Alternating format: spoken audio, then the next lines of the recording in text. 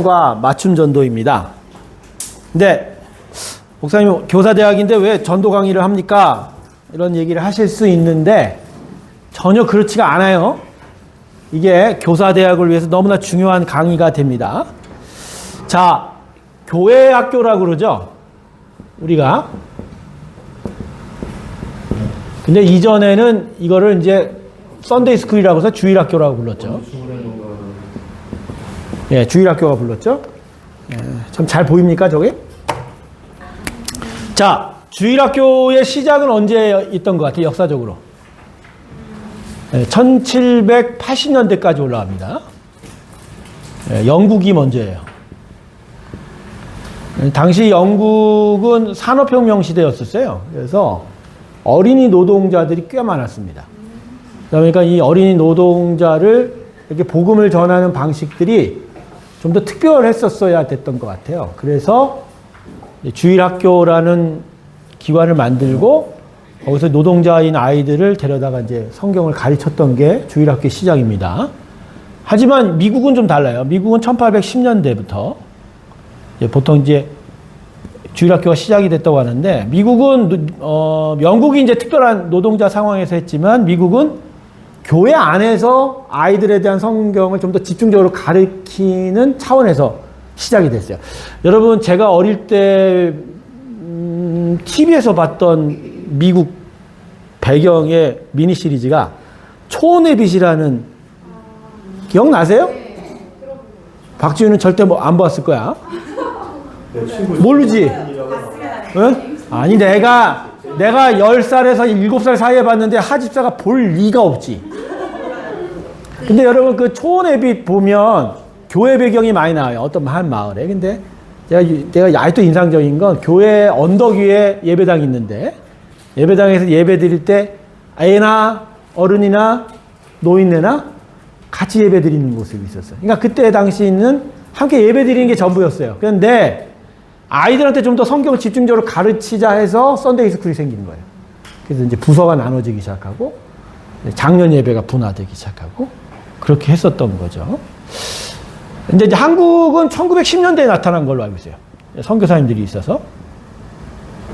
그래서 선교사들에 의해서 한국 교회 안에 교회 학교가 세워졌던 것 같습니다. 역사를 보면 이제 그렇게 돼요. 자, 제가 이 이야기를 왜냐면 결국은 교육이라는 거는 전도거든요.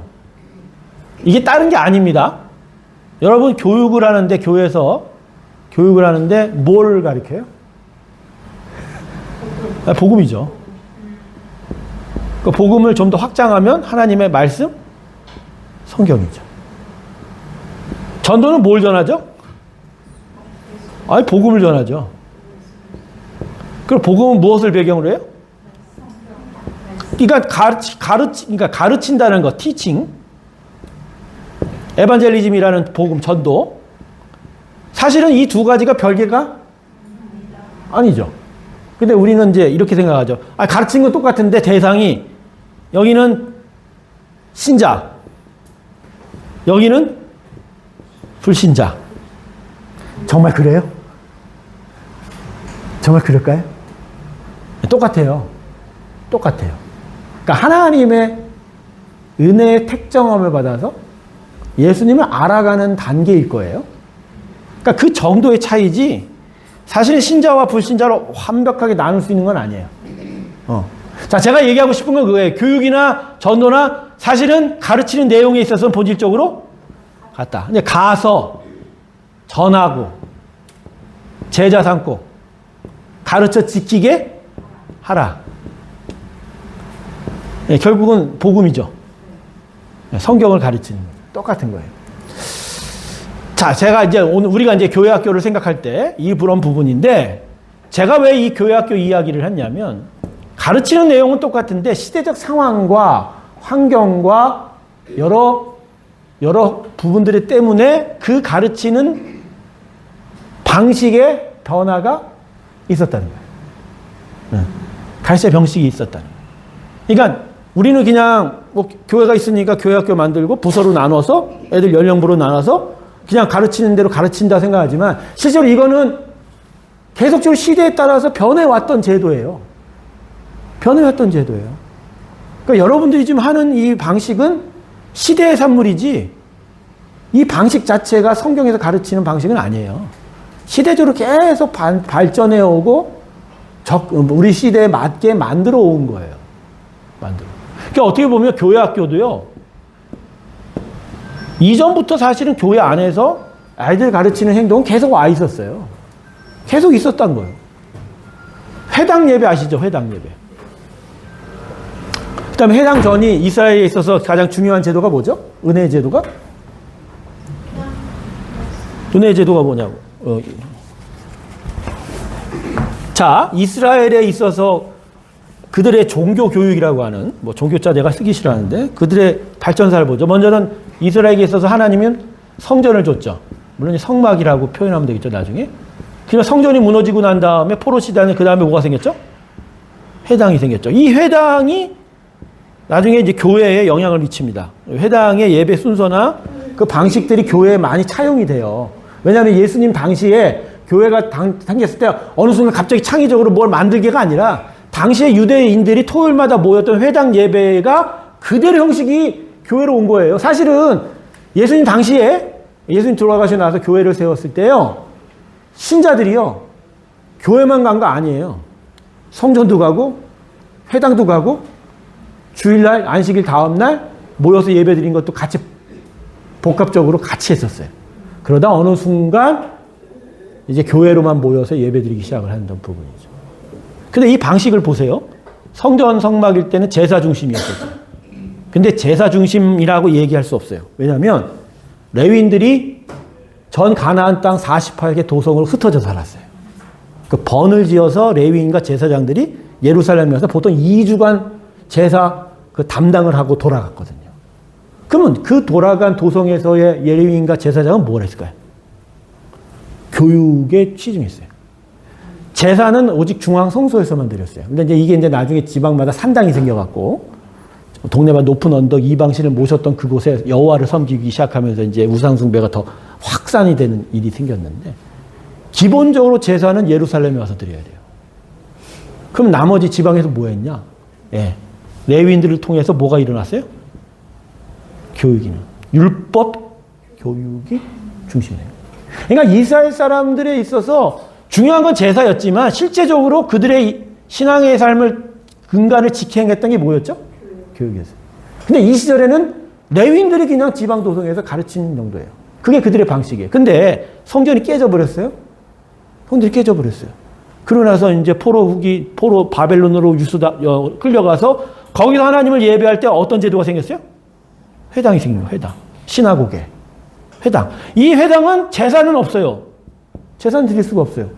뭐가 되죠? 교육이. 이때 이제 보통 이제 모세 오경이 선포되고, 그 다음에 시편이 선포되고, 선지서가 선포되고, 그리고 회당장에 의해서 설교자들이 세워지고, 선포된 말씀을 해석을 해주는 식으로 예배가 드려진 거예요. 근데 그 예배가 그대로 교회에 들어왔어요. 교회도 지금 그러잖아요. 말씀 선포해버리죠.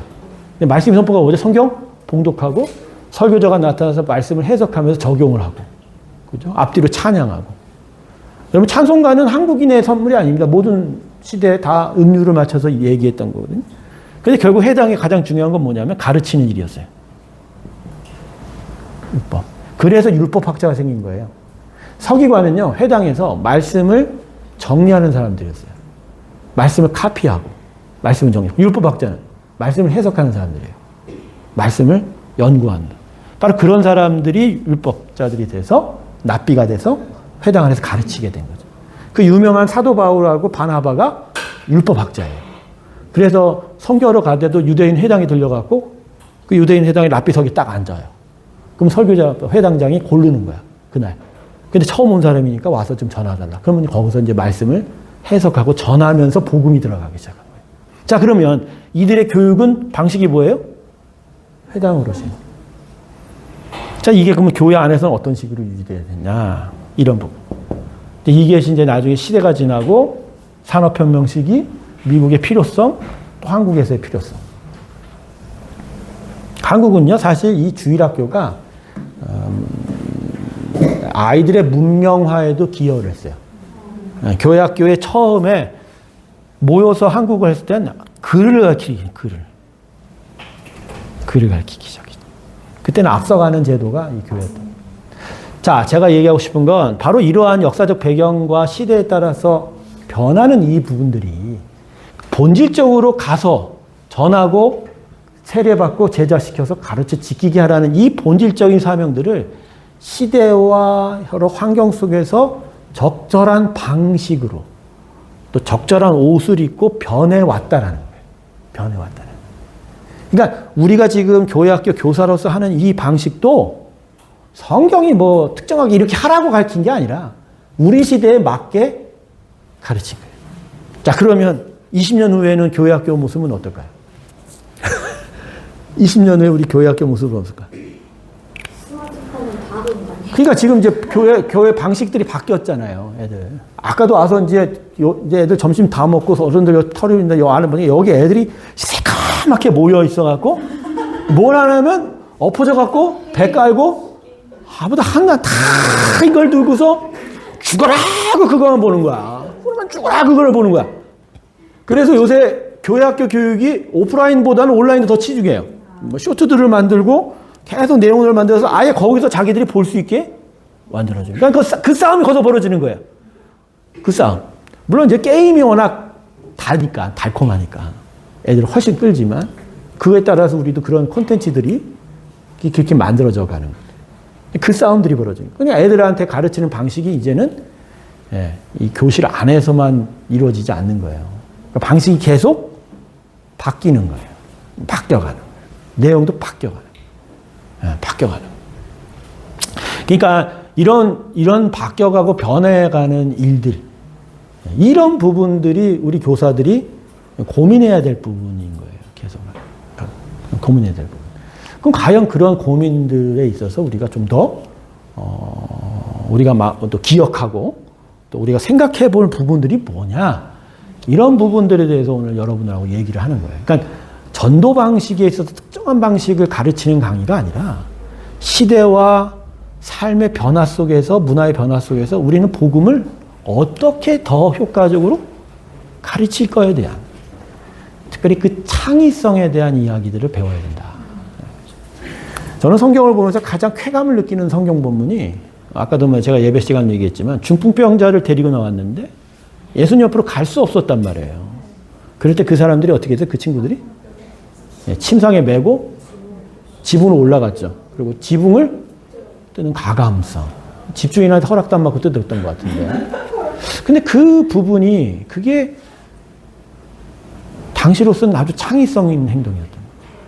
누구도 생각하지 못했다.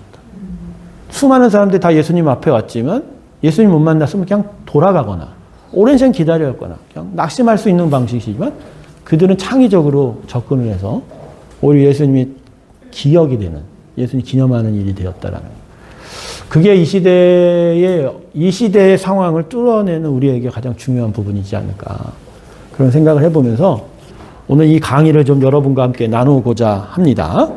그래서 오늘 이 강의를 통해서 여러분은 어떤 강의 안에 흐르는 하나님이 원하시는 어떤 창의성들, 그런 것들에 대한 생각들을 많이 해보면서 우리가 교회 교육, 우리 아이들을 가르치는 데 있어서 어디까지 더 우리가 고민하고 생각해 봐야 될지에 대해서 함께 생각해 보려고 합니다. 자, 첫 페이지 넘어갈게요. 시대의 도전, 그다음에 교회의 응답. 자, 시대의 변화. 자, 첫 번째가 뭐죠? 무권위주의. 시대를 알아야 되죠. 무권위주의입니다. 자, 권위가 없다는 얘기죠. 권위가 없다. 20세기, 21세기로 돌아와서 2000년대로 돌아오면서 이전의 모더니즘 시대하고는 다른 현상이 발생해요. 자, 과학 문명이 발달해서 과학 기술에 의해서 인간의 삶이 유토피아를 맞이할 거다라는 그런 생각들이 모더니즘이에요. 이 모더니즘은 거의 1980년대까지 지속된 걸로 알고 있어요. 세계 사조로. 그러나 모더니즘을 지나서 포스트 모더니즘이라고 해요. 뭐죠? 모더니즘의 후기 사회라는 거죠. 그러니까 모더니즘을 넘어가는 사회예요. 그러니까 1980년대를 지나면서 뭔가 세계적으로 생각이 이상한 사조가 나타나기 시작한 거예요. 자, 이 모더니즘은 뭐냐면 신은 없어요. 중요한 건 과학이 중심이에요. 기술. 그 다음에 인간 중심. 인간의 행복. 이게 휴머니즘의 극치거든요. 근데 포스트 모더니즘을 하면 신은 없는 게 아니야. 신 존재를 인정해요. 대신, 네, 모더니즘까지 과학 중심이 아니라 상대주의가 생각해요. 절대 진리는 없다가 돼요.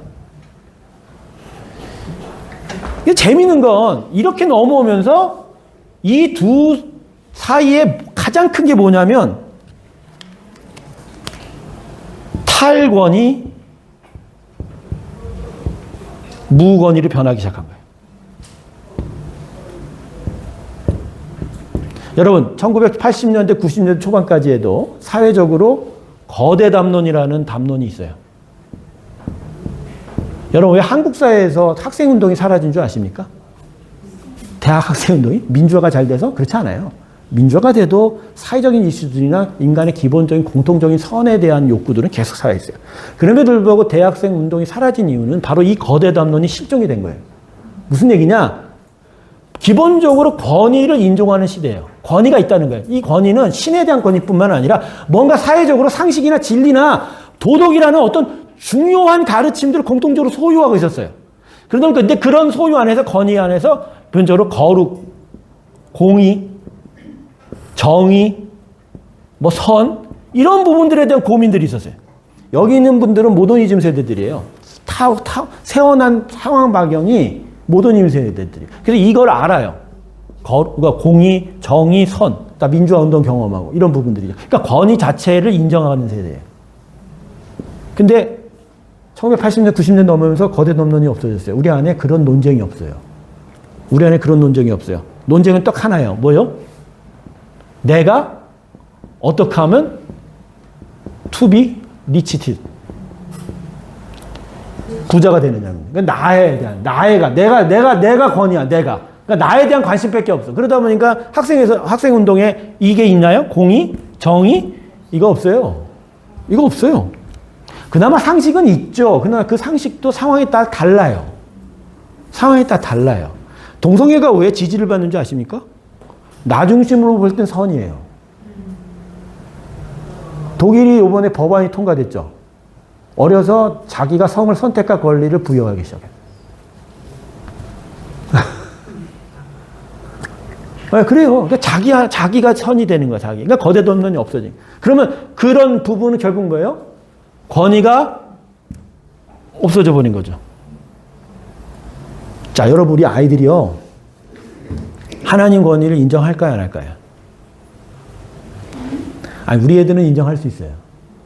근데 우리 아이들과 같은 동년배 아이들, 청년들, 학생들은 하나님 권위를 인정할까요, 안 할까요? 안 해요. 하나님은 one of them이에요. one of them. 우리 중에 하나일 뿐이에요. 하나일 뿐이에요. 그러니까 권위가 없어요. 아이들이 부모의 권위를 인정할까요? 어쩌면요. 우리 부모는 나한테 잘해주는 사람이니까 함께 사는 것 뿐이지. 진짜 부모의 말을 정말 무겁게 할까요? 그렇지 않잖아요. 시대가 완전히 변한 거예요. 그래서 시대는 뭐라고요? 무권위예요. 권위 없어요. 그러니까 여러분 이 시대가 바로 그런 시대예요. 그러니까 모더니즘 시대에는 과학이라는 권위 때문에 하나님이 인정받지 못했지만 그걸 과학을 깨부시면 하나님이 살아야 하는 사람. 살아요. 그래서 여러분 창조과학회가 등장한 배경이 이거예요. 과학에 의한 진화론에 대한 그 득세로 인해서 하나님 존재를 못 믿으니까 과학이 허구인 걸 깨면 당연히 그 사람들 반대편은 뭐가 생겨요? 하나님에 대한 신앙이죠. 근데 지금은 창조과학 힘이 없어요. 과학을 깨도 허구해도 상관이 없어. 왜? 과학 자체도 사람들은 one of them이에요. 그게 무너진들, 그게 허구인들, 그게 무슨 상관이냐는 거예요. 이 시대가 완전히 변했어요. 그래서 지금 교회 안에 진화론이 아닌 뭐 창조과학을 가르쳐도 별 감흥이 없어요. 별 감흥이. 저는 창조과학을 처음 접했을 때 충격은 그야말로 어마어마했어요. 어메이징했어요. 이렇구나. 이러면 성경이 맞지. 성경이 맞으면 과학이 틀리면 과학이 틀리고 성경이 맞으면 하나님은 반드시 사시죠. 근데 요새 애들은요. 하나님이 태초를 창조했다? 그건 니들 주장이고. 그건 one of them이에요. 뭐 과학이 틀릴 수도 있고 다 틀릴 수도 있어. 그냥 자기가 옳은 거예요. 자기가 그럼 교회, 학교 교사들이 뭘 가르쳐야 돼요, 지금? 진화론이 아닌 창조과학을 가르친다면 별 효과성이 없을 수도 있는 부분인 거죠. 그래서 여러분, 교회학교 총회 공과 내용이 계속 변하고 있어요. 총회학교는 거의 10년 단위로 공과를 바꿔요. 그 내용의 주제들이. 근데 계속 바뀌어요. 신학교에서 가르치는 내용조차도 바뀌어요. 그래서 20년 전, 30년 전에 신학교, 특별히 목회학과의 커리큘럼이 지금은 아니에요. 다른 걸로 바뀌고 있어요. 다른 걸로. 그런 부분들이 뭐 때문이다? 무관이죠. 즉, 신이 있는 것, 그러니까 없다 있다가 아니라 있어도 나한테 중요하지 않아. 이거예요.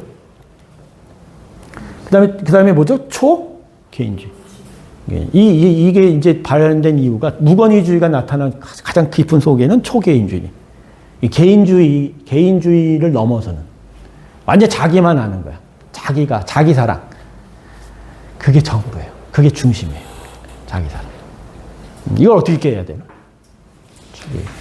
그러니까 그냥 넌 이기적이야. 넌 공동체보다는 너 자신을 위해 살아. 이 정도의 말이 아니에요. 저 초개인주의는. 기본적으로 그냥 의식 자체가 자기 중심이에요. 자기 존재, 자기 사는 거. 그러니까 여러분 애들한테 교회가 설명이 될까요, 안 될까요? 교회가 설명이 돼요? 교회가 설명이 안 될 수 있어요. 근데 우리 같이 권위를 인정하는 사람들은 교회가 받아들이기가 편하죠. 우리는 공동체에 강하니까. 특별히 한국 사람들은 이전 권위주의 시대에 살아서 공동체가 선이다라는 생각이 많아요. 그러니까 우리 조금 나이 드신 분들은 국가가 나보다 우선이다. 그래서 국가대표 축구 선수는 일본한테 무조건 이겨야 돼. 네, 그게 국뽕이 만발해. 그렇지만 우리 MZ세대들은 국뽕이 있어요, 없어요? 없다니까요. 외려요. 국뽕보다는 자기가 좋아하는 선수가 메이저리그나 뭐 유럽 대륙 축구 사카에서 1등 하는 게 더 관심이 있어요. 그러니까 나라의 명예 지키는 것보다 내가 좋아하는 선수, 내가 잘하는 이게 중요한 부분. 또 하나가 이제 마지막으로 세 번째가 상대주의입니다. 진리관 자체가 완전히 다른 거예요. 진리관. 아까도 제가 동성애 얘기했지만 성경적인 진리로서 동성애 생각 안 해요.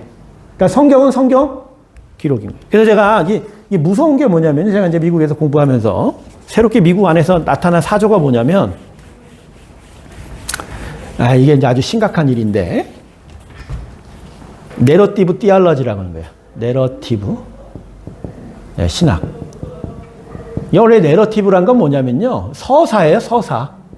그런 의미인데 이게 무슨 의미냐? 각각의 서사의 공동체들이 따로 있다 이거야.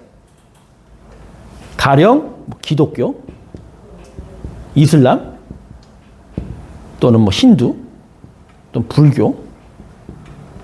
이게 각자가 각자 나름의 내러티브를 갖고 있는 거예요. 지금 이 얘기의 포점은 뭐냐? 그런 내러티브가 있으면 서로 간에 침범하지 말자는 거예요. 그러니까 기독교는 기독교 자기 내러티브 지키면 돼. 무슬림은 자기 내러티브 지키면 돼. 서로 간섭하지 말자는 거야. 그러니까 서로 인정해 주자는 거예요. 그러면 선교가 돼요, 안 돼요? 안 돼요. 근데 이게 왜 발생했냐? 여러분 1990년에 그 유명한 이라크 전쟁이 발발합니다.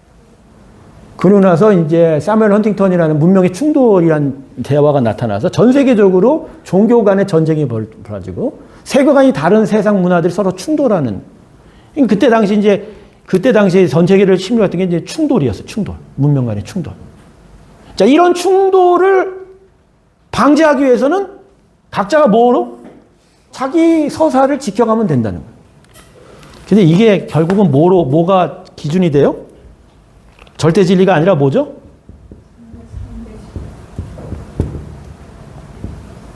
그래서요, 미국의 신학교 교수들 중에 일부는 기독교가 절대 진리가 아니에요. 그냥 우리라는 역사적인 공동체 안에서 우리가 믿는 내러티브예요. 그게 무슬림에게 가면 틀릴 수 있다예요. 그럼 거기서 옳은 것이 따로 있다라는 거예요. 근데 서로 충돌하지 말자는 거예요. 알아서 살자는 거예요. 자, 여러분, 이 배경이 뭐죠? 상대주의. 그러니까 우리 아이들이 이러한 시대 속에 살면 성경을 자기는 믿는다고 얘기를 해도 성경을 절대주의로 믿을까요? 그냥 내가 좋아하는 거예요. 내가 익숙한 거예요. 근데 이게 다른 사람들한테 가서 전도하기에는 안 돼. 왜? 절대진리는 아니거든. 그러니까 다른 사람 힘들게 만들고 하지는 못한다는 얘기가 되기 시작합니다. 근데 여러분, 이게 결국 어느 순간 흔들리죠? 내 이익과 내 취향에 뭔가 불편함이 오면 이거는 버릴 만한 거가 되는 거죠. 우리 아이들을 한번 잘 생각해 보세요. 네, 이전에 우리가 살던 시대의 세계관 속에 살지 않아요. 뭔가가 달라요. 그리고 그 근본 출발부터 생각이 다를 수 있는 거예요. 여러분, 혹시 우리 청소년부도 애들 동성애 얘기나 동성애 얘기 한번 물어본 적 있어요, 애들한테? 네. 유초등부도 물어본 적 있나요? 아직 뭐 그렇게까지는 성 정체성이 아직 확립이 안 된 상황이긴 하죠. 과연 애들이 그 부분을 어떻게 생각할까? 그런 부분들에 대한 고민들이. 자, 이러한 시대의 도전들이 있어요. 자, 우리는 성경의 유일한 진리입니다. 하나님만이 신이에요. 다른 건 신이 없어요. 그게 제일 중요한 권위예요. 그걸 쫓아가는 거예요. 그게 맞다고 생각하는 거예요. 그게 옳은 거예요. 근데 이러한 우리들의 진리관에 지금 이 세상은 엄청난 도전을 하기 시작을 하는 거예요. 근데 이제 우리가 폐쇄적으로 살면 그냥 문 닫고 살면 되는데 교회는 그 부분에서 대단히 약해요. 왜냐하면 모든 문은 다 열어놓고 있는 게 교회예요. 교회가 폐쇄된 공간 같죠? 안 그렇거든요. 우리 성도들이, 우리 아이들이 일주일에 그나마 하루, 그것도 몇 시간? 여기 있는 분들까지 오늘 여러분과 특별하게 몇 시간이 있지만 2시간 정도밖에 안 있어요. 나머지 시간은 다 어디가 있어요? 세상에. 그 안에 그 세계관 안에 살고 있는 거예요. 특별히 우리 아이들 학교가 살아요. 학교가 가장 도전받는 거죠.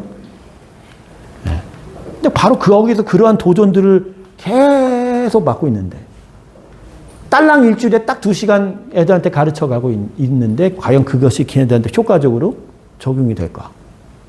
이게 아주 심각한 도전. 심각한 도전. 애들이 진짜 하나님을 믿을까요? 저는 요새 청년부 보면서 그걸 느껴요. 가끔 설교를 하다가도 탁탁 막혀요. 그러니까 그 설교를 하다가도 준비한 말씀을 제가 다 비틀어요. 그냥 전통적인 교회의 가르침을 전하기에는 애들이 너무 배경이 없어요. 생각하는 가치관이. 거기에 맞게 들어가야 되거든요. 그걸 느껴요. 부딪히는 거예요. 그나마 믿는 건 하나님의 은혜로 하나님의 진리의 일들이 계속 그들에게 열려지고 있는 부분들에 대한 믿음이죠. 그렇지만 그게 진짜 걔네들한테 어떻게 적용이 되는지. 그 부분에 대해서 우리가 전 그래서 한국 교회도 그렇고 세계 교회도 그렇고 우리의 교회 학교 아이들에 대한 교육이 20년 후에는 어떻게 될까?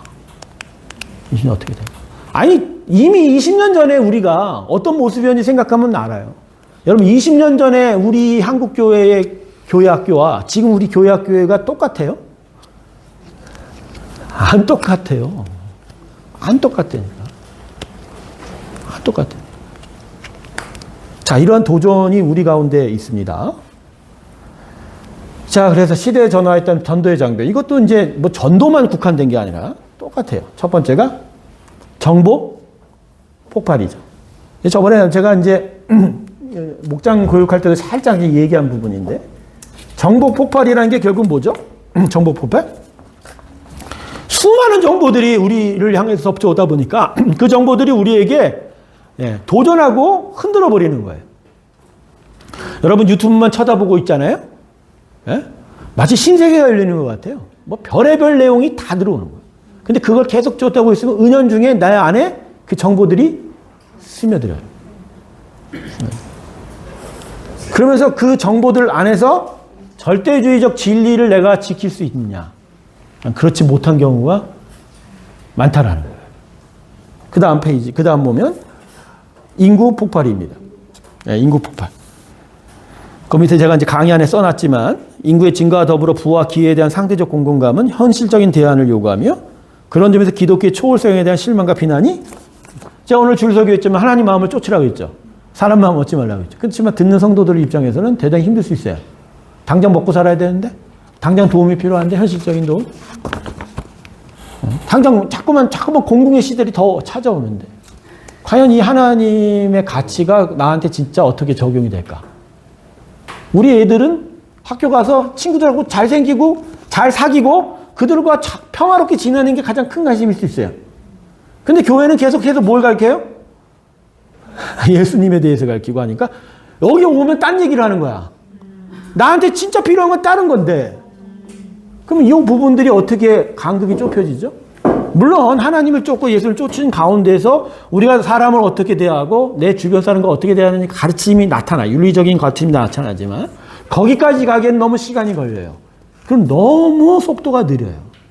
당장 아주 급하거든. 이 문제 해결돼야 되거든. 근데 교회는 그 문제 해결하지 않아요. 가장 중요한 부분을 더 많이 가르치잖아요. 근데 이게 바로 복음이 우리 안에 들어오기 너무 힘든 거예요. 또 뭐죠? 문화? 수많은 문화가 섞여서 짬뽕이 되고 있는 거잖아요. 파묘라는 영화. 우리 이제 청년 하나가 목사님 파묘 보셨어요? 아니 안 봤는데? 저하고 보러 가지 않으실래? 왜? 그랬더니 아니 뭐 파묘가 잘 만들었대요. 근데 나는 보러 가진 않았어요. 근데 나중에 이게 좀 조사를 해보니까 이 파묘가 겉으로 보이는 거는 뭐 친일에 대한 뭐 반성자고 뭐 이런 거지만 실제로는 샤머니즘이에요. 그렇지. 안 봤는데 그죠? 네, 그거예요. 파묘, 묘를 판 거 아니에요. 아, 파묘가 묘를 판다는. 네. 묘를 잡아요. 어떻게? 그러니까 한국인에게 특별히 이 한국인의 심성을 지배하는 게 샤머니즘이거든요. 알타이 어족에서 발견되는 그러니까 우랄 호수 근처에서 여기 발현됐다고 하죠. 샤먼들. 어떤 무당. 그리고 하나님과 접신하고 그걸 통해서 자신의 미래를 보호받고 예언받는 이런 무당 문화들이 이제 한국인의 집안. 근데 이 무당 문화가 모든 이제 이방 종교들이 초착화될 때 계속 접속이 됐어요. 불교도 샤머니즘이 들어가 있어요. 어느 사찰이로 들어가면 저 대왕보전 뒤편에 삼신각이 있어요. 그건 다 샤머니즘이에요. 교회는요? 있어요. 있죠. 있어요. 목사가 무당이에요. 접신하는 사람. 저희도? 접신하는 사람. 교회 하나니까 접신해주는. 내가 접신한 사람이야. 그래서 목사님이 예언을 해주면 이게 나의 인생의 기륭. 진짜 무당이에요?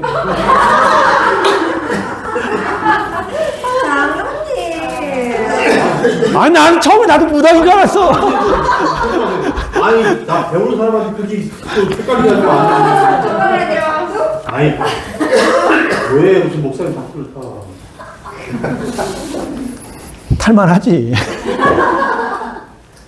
근데 그런 세계관들이 계속 짬뽕이 되니까. 감독이 기독교. 근데도 그렇다니까. 그러니까 순수하지 못한 세계관들이 자꾸 섞이는 거예요. 이게 왜 그러냐면 문화가 폭발해서 그래. 수많은 다양한 문화들이 다 들어와 버리고 짬뽕이 되다 보니까 그 안에서 뭐가 진리인지가 구분이 안 가는 거예요. 분별력이 없는 거거든요. 분별력. 또 바로 이러한 시대들이 복음을 계속 분명하게 전하는데도 그러니까 우리 아이들이 이러한 것들에 지금 노출이 되어 있는 거예요. 이미 노출. 그러니까 교회 오면 유초등부 애들은 기본적으로 노는 게 관심 있어요. 뭐든지 해도 재밌으면 좋아. 걔들. 근데 청소년부만 되면 애들이 이제 정체성이 살아가기 시작하거든요. 인지 능력이냐. 그러면 이제 세계관들의 충돌이 나타나게 돼요. 그러면 고민해요, 머릿속에. 전도사님 저렇게 얘기하는데 진짜 맞아? 내가 학교에서나 내 친구들끼리 얘기하는 건 다른 얘기를 하거든. 다른 얘기를 하거든. 그럼 이게 도대체 뭐야? 그래. 청년들은요. 이미 지고 들어와요. 아유, 목사님이 애쓰니까 내가 한번 봐주는 거지. 진짜예요? 아니, 아유, 애쓰잖아. 전화도 하고 밥도 준다는데.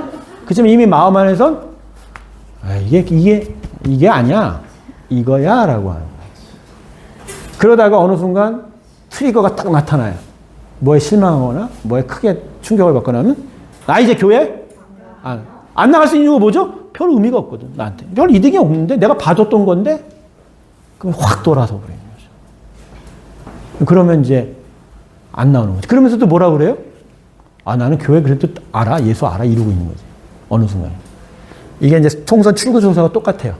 자기는 따로 찍었는데 거꾸로 따라 얘기할 수 있는 거야. 그러니까 사람들이 이제 교회에서 와서 좋아서 당신 예수 믿습니까? 그러면 당신 누구야? 나 우리 교회에서 조사하는 거. 그럼 난 예수 믿어. 호의적으로 얘기해야지. 적대감을. 대신 아니 교회는 아직 안 나가는데 예수 믿. 근데 실제 그 사람이 예수 믿을까요? 가난한 성도들이 진짜 예수 믿을까요? 난 그거는 내가 불분명해요. 그건 불분명해요. 물론 믿는 사람이 있어요. 그렇지만 안 믿는 경우가 많아요. 그런데 조사에는 그렇게 응할 수가 있는 거예요. 자, 우리 지금 이 상황이 이런 거예요. 지금 상황이. 그래서 현재 시대 불신자들의 특징. 첫 번째가 예수는 좋으나 이것도요. 이건 원래 마하트마 간디가 한 얘기죠. 마하트마 간디. 영국 교회에 실망한 사람들이죠. 원래 이제 마하트마 간디가 지성인이었잖아요. 인도 사회에. 그래서 영국까지 와서 유학을 했었죠. 남아공에도 있었고 그랬는데 영국 교회의 폐쇄적인 모습과 인종차별적인 모습들. 뭐 교회를 한번 가보려고 했는데 막아서는 그 여기에 이제 자기가 실망해서 돌았었다고 하지 않습니까? 그 어떤 진리적인 부분에 있어서 예수의 가치는 인정하지만 교회가 보여주는 문화는 싫다라는 거예요. 기독교 진리를 피상적으로 알고 있다. 그러니까 대충 알고 있는 거예요. 그러니까 다 알아요. 웬간하면. 다 알아요. 웬간하면. 웬간하면 다 알아요. 그렇지만 진짜 알고 있어요? 모르는 거예요. 심각한 정서적 소외감을 느끼고 있다. 이게 무슨 얘기죠? 심각한 정서적 소외감이 뭐죠? 진짜로 위로받고 싶은데 외로워지거든요. 근데 그 외로움을 위로받을 때가 별로 없는 거예요. 자, 여러분 제가 왜 이 이야기들을 소개하냐면 우리 아이들이 이럴 수 있어요. 우리 애들이 다 이럴 수 있어요. 예수는 좋은데 교회는 싫을 수 있어요. 자, 유초등부 애들 한번 조사 한번 해볼 필요가 있어요. 너 진짜 교회가 오고 싶어서 오는 거야? 아니면 너 엄마 아빠가 믿으니까 오는 거야? 제입니다. 조사 안 해도 돼요, 목사님. 안 해도 돼요? 결과 나왔어요? 뭔데요? 후자예요. 난 근데 나 여러분에게 물을게. 아니, 우리 여기 있는 교사, 여러분 교회 좋아서 오는 거예요? 누가 밀어서 오는 거야? 자발적으로 옵니다. 자발적으로. 아, 위선적인 것 같아요. 그냥? 그리고 저 두 번째, 기독교 진리를 피상적으로 알 수 있어요. 애들이 다 알까요? 몰라요. 근데 피상적으로 하니까 피상적으로 반발해요. 저거는 아이들뿐만 아니라 지금 성인들도 정말 저거는 똑같이. 똑같죠. 똑같죠. 와, 저거 참 어려운 문제죠. 그러나 저 책임은 아닙니다. 목사님 책임이죠. 예, 목사, 네 책임입니다. 저는 어떻게든지 제대로 가르치려고 무지히 노력하는 거예요. 그 다음에 제일 중요한 건 뭐죠? 저건 이제 우리가 생각해보면 심각한 정서적? 저거는 많은 것 같아요. 네, 이게 교회 안에 있어도 외로워요. 외로워요. 혹시 외로우신 분? 내가 오늘 장로님도 손들 줄 알았어. 얼마큼 외로우세요? 아니, 얼마나 보면 그 따질 수 없는 게 믿으면 믿을수록 더 외로워요? 굉장히 깊이 더 있어지고 해결이 안 되는 부분들이 분명히 있어요. 장로님 이거 쉽게 얘기 안 하는 거 알고 있어요. 외롭죠. 우리 애들도 그럴 수 있어요. 근데 이게 현 시대의 불신자 특징이 아니라 교회 안에 사람들 특징이 이럴 거예요. 왜냐하면 진짜 예수 믿으면 외로울 수 없거든요. 하나님의 나의 임재를 내가 확신하면. 예. 물론 육체적인 외로움이 있었지만 영적으로는 건강해지거든요. 그리고 예수를 분명히 알기 때문에 교회를 좋아해요. 왜냐면 예수를 믿으면 예수의 머리 되심을 내가 믿기 때문에 이 한 믿음의 공동체를 이루는 게 얼마나 큰 힘이 되는 거예요. 이게 이 가치를 알기 시작하는 거예요. 근데 이걸 너무 피상적으로 알고 제대로 믿지 못하니까 저런 일이 생기는 거예요. 우리 애들도 그럴 수 있는 거예요. 자, 아까도 얘기했죠? 불신자가 아니라 우리 아이들이 떠올릴 수 있다. 아까도 얘기했죠? 복음 전하는 것은 똑같다고요? 복음 전하는 건 똑같은 거예요. 애들이 알고 있는데 다른 걸 가르친 게 아니에요. 우리는 똑같이 가르치고 있어요. 우리 교회에 있는 성도나 밖에 있는 불신자들이나 똑같이 전하고 있어요. 예수를 전하고 있고 그 배경이 성경 말씀 가지고. 다른 게 아니에요. 똑같아요. 자, 현 시대가 보는 교회. 이제 우리 시대가 교회를 어떻게 보는지 한번 보죠. 교회는 우리와 자, 이런 사고들의 어떤 에 의하면 교회는 이질 집단이에요. 우리 지역에 저기 교회 있어. 그래서 내가 어렵고 힘들 때면 찾아가면 도움을 받을 수 있을 거야. 라는 바로 나와는 다른 세계가 아닌 나의 동시대에 내 지역 안에 머무는 교회라고 생각 안 해요. 교회는 뭐 하는 거예요? 다른 나라예요. 저기 가면 딴 얘기예요. 저기 가면 완전히 다른 얘기하고 있어요. 그러니까 우리 애들이 놀러 오는 건지는 몰라요. 재미 때문에 오는지도 몰라요. 관계 때문에 오는지도 몰라요. 그러나 그들의 세계관은 이미 교회는 자기한테 중요한 영향을 미치는 기관이 아니에요. 교회는 우리 교회 일, 밖의 일에 전혀 관심, 이거 더 심각해요. 이게 더 심각해요. 네, 불신자들한테는 이게 더 심각해요. 신뢰성이 없는 거예요. 교회는 완전 이기적인 집단이야. 지만 알아. 거기 가면 자기들만 뭐 할 생각을 해. 근데 실제로는 나는 이 세계에서 우리가 뭔가 더 좋은 도움이 필요한데 교회는 거기에 외면하고 있다는 거예요. 우리 애들도 그럴 수 있을 거예요, 형아. 우리 아이들도. 교회 왔는데 나에 대한 관심 얘기보다 다른 얘기하는 것 같아. 막 하나님 나라 그러니까 뭐 하나님 이기적인 분 같아. 당신만 생각하고 나는 뭐냐니. 교회는 가장 중요한 게 뭐죠? 재미가 없고. 우리 애들이 제일 많이 말하는 거예요. 재미없다. 내가 그래서 노래방을 설치해준다 그랬는데. 신기해요. 그래서 우리 청소년도 새 자매한테 물었어요. 내가 노래방 부스를 하나 설치해주마. 거기 가서 신나게 노래 불러요. 그때 뭐라는 줄 알아요? 교회니까 우리가 노래를 가릴 수밖에 없겠죠. 그냥 있으나 없으나 똑같습니다. 아니야. 니들 보고 부르실 거 불러. 나도 먼저 부를게 했다. 아니요. 목사님은 부를지 몰라도 우린 부르면 찍힙니다. 뭐 이런 식의 얘기를 하더라고요. 어쨌든 간에 교회는 재미가 없고 이 문제도 문제예요. 그러니까 좁은 문제. 응? 그러니까 좁은 문제.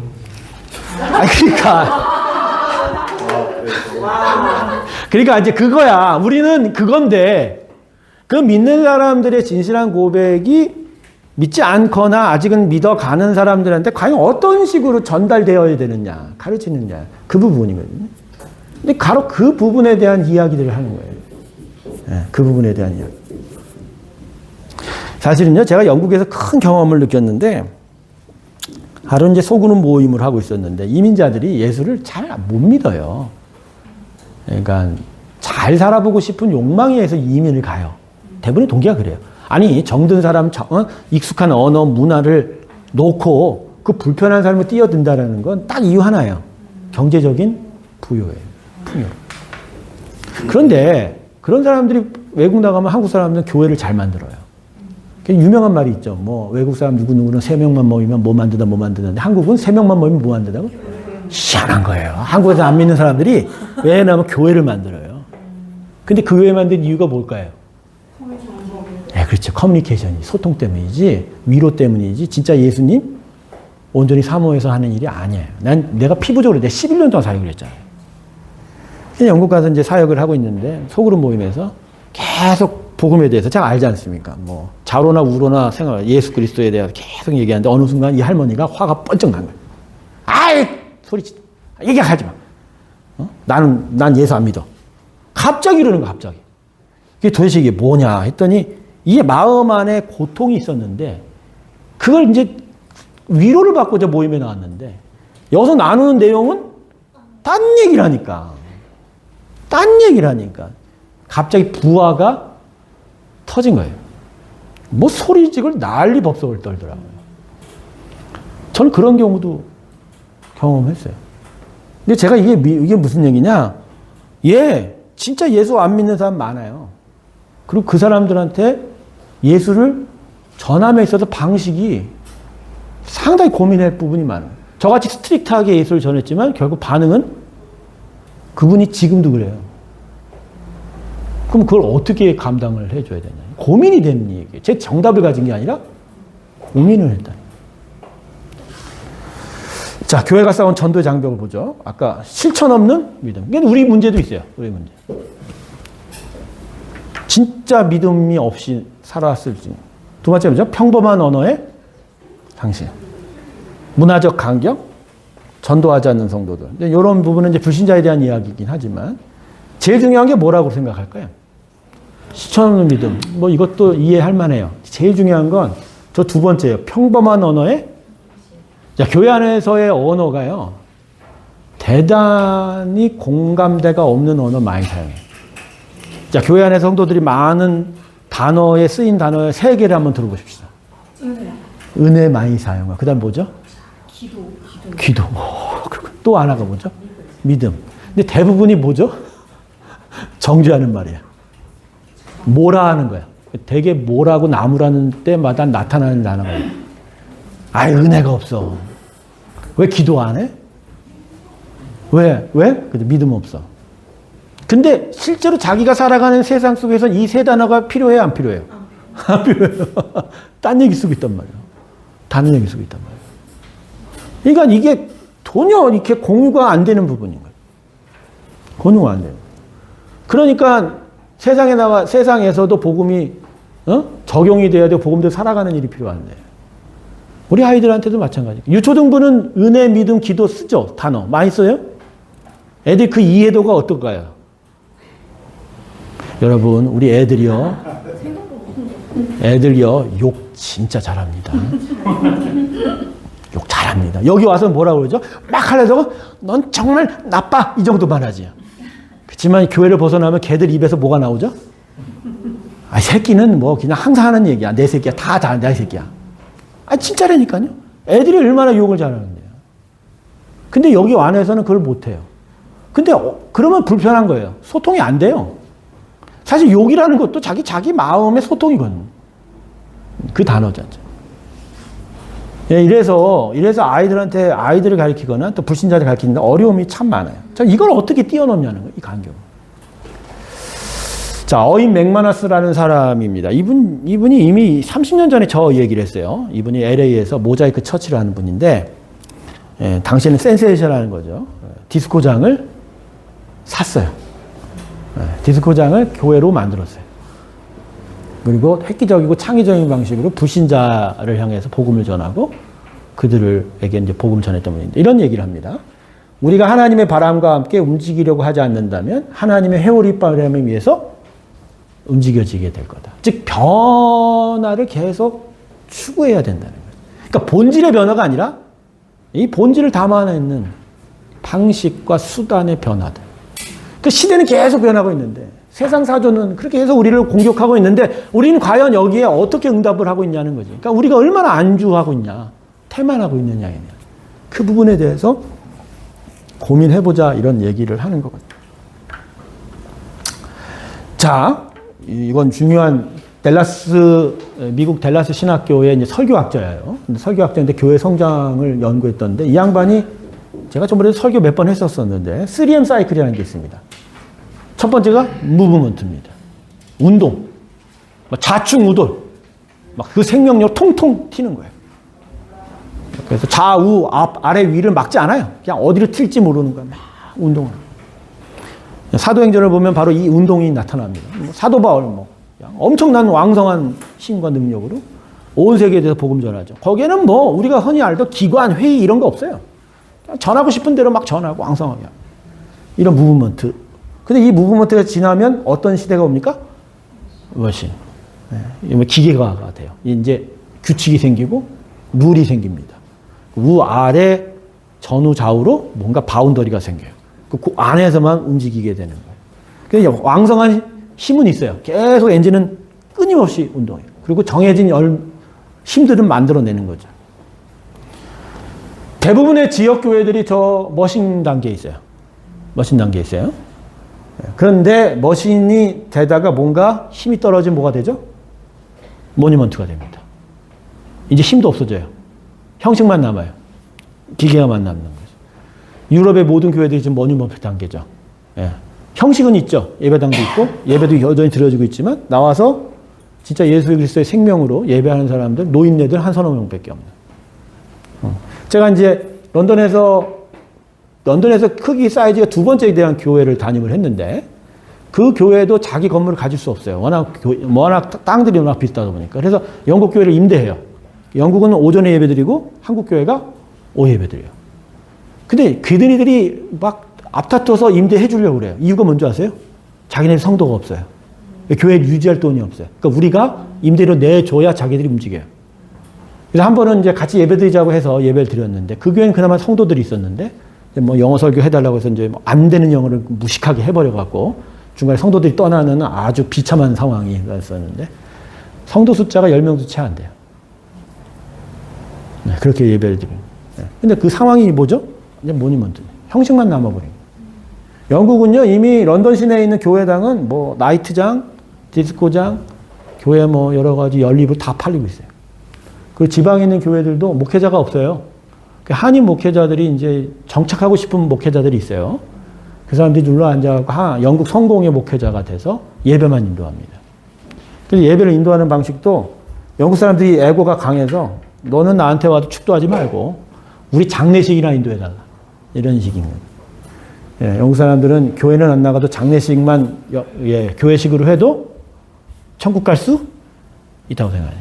이미 그 신앙적인 어떤 그 모양이 형식만 남아버려요. 그래서 여러분, 이 하워드 샌드리스의 3M 사이클이 뭐냐면 우리가 뭘 유지해야 된다고요? 무브먼트요. 근데 이 무브먼트는 아까 얘기했죠. 좌우 바운더리가 있다 없다? 없어요. 그냥 생명이 튀는 대로 가는 거예요. 이게 성령의 사역이거든요. 성령. 자, 여러분, 1차 선교 여행을 마치고 사도 바울이 이제 2차 선교 여행을 하는데 1차 선교 여행에 때 했던 터키 남부 갈라디아 지방을 돌아다니면서 교회를 든든히 할 것만 생각했어요. 그런데 가는데 하나님이 길을 막는 거야. 못 가게. 갈라디아 북부 지방, 무시아 지방을 가려고 하는데 못 막아. 근데 갑자기 꿈에 마게도냐 사람이 나타나서 환상 속에 손짓하여 우리를 도우라. 자기 뜻대로는 안 했어요. 성령이 가는 대로 끌고 간 거예요. 그래도 지중해를 넘어버렸죠. 빌립보, 데살로니가, 아덴에, 고린도에 이르는 그리스도 전역을 향해서 복음을 전하는 일이 자기가 생각한 대로가 아니라 성령에 의해서 간 거죠. 즉 좌우가 없는 거예요. 그냥 생명이 이끄는 대로 가는 거예요. 근데 교회가 어느 순간 타락합니까? 중세교회 때. 전후좌우를 다 막아버린 거예요. 형식에 막아버린 거예요.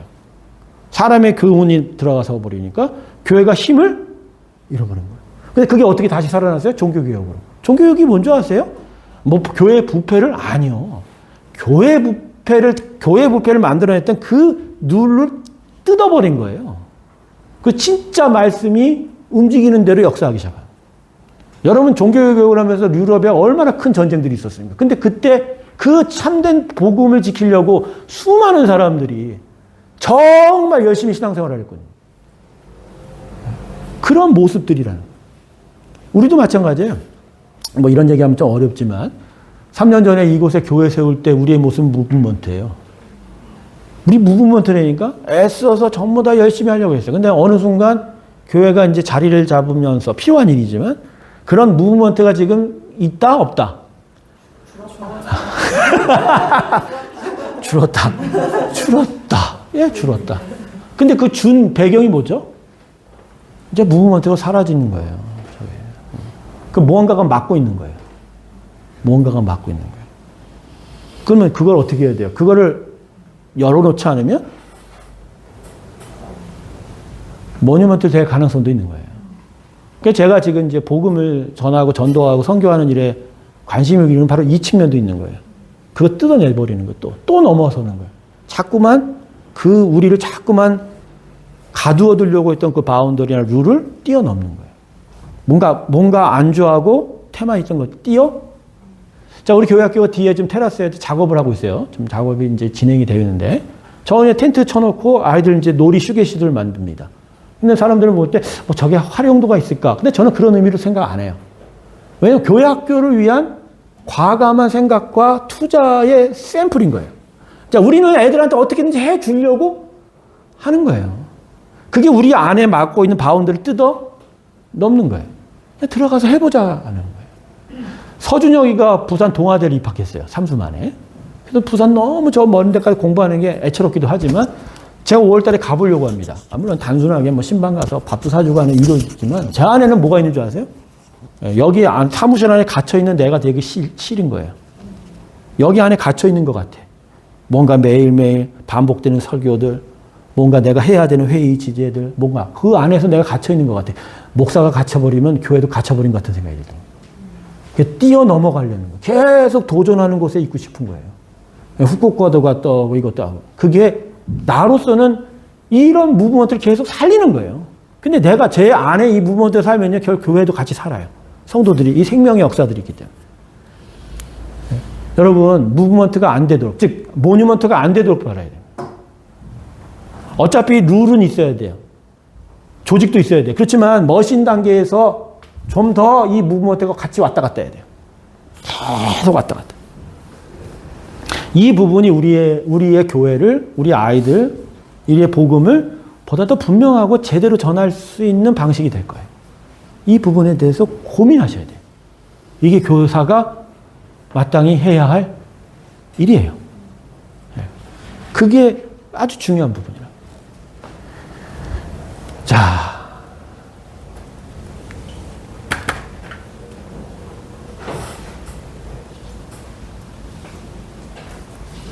자, 이제 페이지가 1분 끝나고 두 번째가 이제 창의적인 전도와 맞춤 전도인데, 자, 그림 하나를 보겠습니다.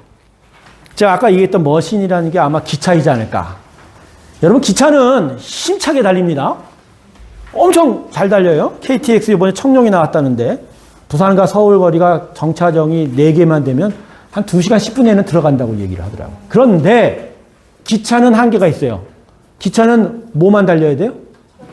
레일만 달려요. 레일이 깔려 있어야 돼. 그러니까 레일이 없는 데는 가면 못 가요. 자, 우리가 지금 우리의 교회를 섬기고 아이를 섬기고 또 전도하는 일이 레일, 깔려진 레일만 왔다 갔다 하는 거 아닌가 하는 거예요. 이번에 태신자 이제 열린 예배를 하면 이제 교회학교 전도사들하고 상의를 했는데, 그날만은 점심시간에 여기를 좀 비워뒀으면 하는 거예요. 그러면 이제 불편한데 어떻게든 교회로 왔어. 요청자들이 요청해서. 근데 좀 더 색다른 어떤 편안한 분위기에서 제대로 복음을 분명하게 전할 수 있는 예배를 드리고, 그리고 가고 싶은데 그들을 이곳에 모여서 진짜 섬기고 대접하는 식사를 좀 잘 해드리고 싶은 거예요. 해드리고 싶은 거예요. 그런데 이 일을 함에 있어서 부딪히는 게 많아요. 일단 열린 예배 자체가 부딪혀요. 물론 성도님들이 편하게 예배 드릴 수는 있지만 기본적으로 예배 순서가 없어요. 그냥 찬양하고 말씀을 전하고 그들의 언어로 설교하는 부분들이에요. 그러니까 어떤 사람들한테 이게 부딪힐 수 있어요. 이 교회 예배가 왜 이러지? 그것도 2번이나 그래요. 거다가 식사하러 왔는데 교회 학교도 일찍 끝내줘야 돼. 우리 밥 먹어야 되는데? 근데 여기 와서 저 사람들 뭐라고 저렇게 밥을 잘 대접을 하지? 자, 이게 기존의 레일 깔아놓은 거 부딪혀요. 만약에 깔아놓은 레일만 생각하면 그분이 그냥 우리 식대로 예배드리고 그냥 그들이 오면 되는 거야. 우리가 하던 대로 하는데 그들이 오면 되는 거야. 근데 이 방식으로는 안 된다는 거예요. 그들의 마음을 감동시킬 수 없는 거예요. 네, 이제 복음의 관계점과 있다가 복음의 접촉점을 내가 설명을 해드리는데 이게 왜 중요한지. 그래서 조금 파격적으로 이런 부분들을 고민해보자라고 해서 데려오는 거예요. 여러분, 아이들에게 대해서 가르칠 때 여러분 그냥 정해진 룰 안에서만 하세요? 파격적인 게 없어요? 정말 그들이 정말 하나님 앞에 서기 위해서 여러분 진짜 창의성을 발휘해서 이제까지 하던 거가 아닌 다른 방식도 해봄직한 거거든요. 근데 그게 원래 그랬으니까 그냥 거기에만 그냥 고정돼 있어서 변화를 주지 못한 부분이 있지 않냐. 제가 아까 아이들한테 노래방 기기 준다고 하는 거 어떤 부분에서는 교회 문화에서 애들을 뭐 유행가 부르는 걸 장려할 필요가 있겠어요? 근데 제가 왜 그런 것까지 하죠? 교회는 너희에게 관심이 있다는 거예요. 그 메시지 하나예요. 그러고 나서 걔네들을 복음을 전하고 그 안에서 스스로 문화를 다듬어가는 일이 필요한 부분인 거지. 근데 처음부터 아직 소화가 안 된 애들한테 하나님의 거룩함을 내세워서 갑자기 장벽이 되어버리면 얘들은 교회 안으로 들어오지 못하고 그냥 바로 튕겨버릴 수도 있던 부분인 거죠. 이건 복음을 안 가르치겠다, 복음이 아닌 딴 걸 가르치겠다가 아니라 복음을 제대로 가르치는 과정에서 우리가 할 수 있는 방식인 거예요. 근데 그런 부분들을 우리가 고민해야 되는데 만일 진짜 어떤 교회 분위기가 저 레일 깔아놓은 것만 가면 뭐 대표적인 게 여러분 기타 아닙니까? 예전에 기타 안 쓰는 교회들 많았잖아요. 루터 시대의 피아노는 살롱에서나 여자 접대부하고 부르던 악기였었어요. 오르간만이 중요한 악기였어요. 근데 루터 시대에 피아노를 쳐버렸어요. 얼마나 많은 사람들이 저거 잘못된다. 근데 지금 와서 피아노가 잘못된 건가요? 30년 전에 고신교회에는 박수도 못 치게 하고 기타는 뭐 앵강샘신? 저도 그랬어요. 기타 치면 뭐라 그래요? 야, 너 저 구석 가서 청년들하고 쳐. 대회 기타 못 들어와요. 근데 그 교회가 지금 1,500명짜리 교회가 200명을 줄어드는데 지금은 주일 예배부터 기타 치고 있어요. 저는 안 쳐요. 저는, 아니, 치고 안 치고요. 그냥 우리는 찬양 부르는 게 너무 익숙하네요. 그래서 여러분, 교회 사역은요, 레일을 깔아놓은 기차가 아니고요. 이게 뭐죠? 네, 돛담배는 뭐에 움직입니까? 바람에. 내일이 있어요? 없어요. 망망대해에서 좌나 우나 앞으로나 뒤로나 네, 갑니다. 아무렇게나 갈 수 있어요. 뭐에 의해서만? 바람에. 근데 그 바람은 우리가 아니죠. 즉 하나님이 불어가는 대로 가는 거죠. 그분이 불어가면, 그분이 움직이시면, 그분이 가라 하시면 가는 거예요. 후쿠오카 가시길 주저로 축원합니다.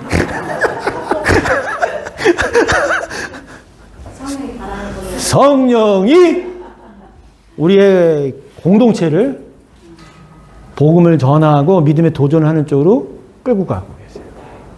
그래서 제가 그랬죠. 다 후쿠오카 갈 수는 없습니다. 현재까지 제가 파악한 명수만 14명이에요. 근데 저도 한 20명은 돼야 된다는 생각을 하는 거예요. 근데 왜 꼭 가야 되나? 어떤 사람은 가져야 될 부분이 있어요. 믿음의 도전을 위해서. 그 어떤 사람은 남아서 기도도 해줘야 돼요. 어떤 사람은 또 다른 부분에 지원도 해줘야 돼요. 중요한 건 우리가 이렇게 가는 방향이 맞다. 하나님이 불고 가시는 걸 확신하면서 거기에 마음을 쏟는 거예요.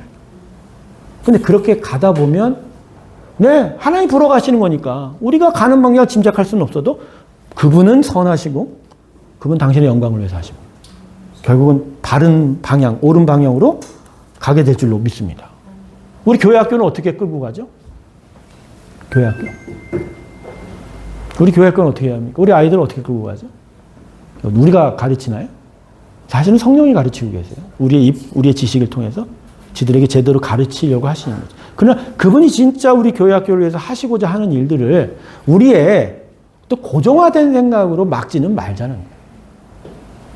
물론 이제 우리 교회 학교는 현재 잘 세워가고 있고 교사들은 열심히 하고 있습니다. 그 부분에 대해서 칭찬하고 박수 드리고요.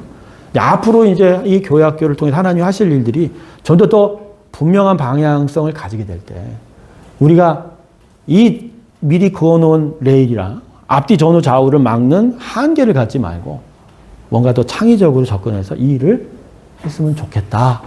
전 그런 마음을 같이 드리는 거예요. 자, 그래서 여러분 기차가 되지 마시고요. 성령의 바람에 이어가는 돛담배 되시길 주님의 이름으로 축원합니다. 돛담배가 되셔야 돼요. 그 위기도 마찬가지잖아요. 여러분 파도 타는 사람들 봤죠? 서핑, 윈드서핑. 윈드서퍼들이 결국은 뭘 타는 거예요? 큰 파도를 타죠. 사실 큰 파도는 그냥 수영하는 사람들한테 위기예요. 그 파도가 덮치면 정신 못 차리고 무죄 빠져 죽을 수 있거든요. 근데 서퍼는 그 위기 가운데 오히려 파도를 타버려요.